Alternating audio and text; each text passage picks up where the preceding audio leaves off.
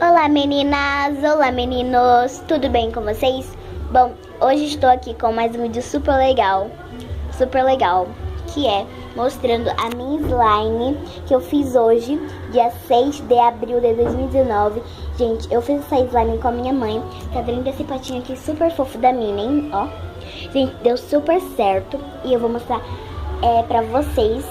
E se vocês querem ver esse vídeo, já deixa o seu like. Se inscreve no canal para não perder nenhum vídeo novo e bora pro vídeo. Bom, galera, eu já abri o potinho e eu vou mostrar pra vocês. Eu fiz ela uma amarela neném, muito fofa. Olha como ficou. Olha essa cor, que linda.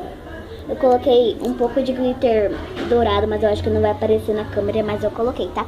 E agora eu vou mostrar como que ela faz o clique, gente. Ela faz muito clique mesmo, ó. Fica ouvindo.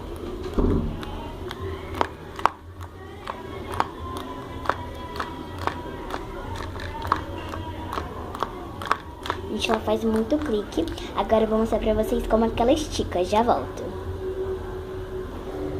Galera, olha como ela estica.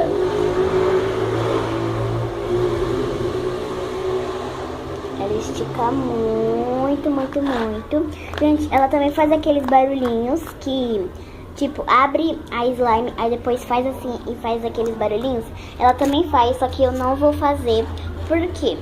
Não dá pra fazer no potinho. E eu também não vou colocar essa slime que eu fiz hoje no chão. Porque, olha isso. Tá muito sujo. Olha esse daqui, esse negócio preto. É sujeira.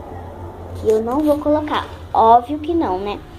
Então, mas se outro vídeo eu estiver fazendo outro pelo meu quarto, eu mostro essa slime, tá? Como ela faz aqueles barulhinhos. Gente, se vocês quiserem que eu faça um vídeo fazendo slime com a minha mãe, esse vídeo tem que bater 5.000 likes, tá bom? Quer dizer, 5.000 likes não, né, gente? 5 likes.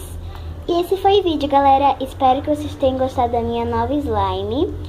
Um beijo pra vocês e tchau, tchau! Com gostinho de slime. Beijo, tchau!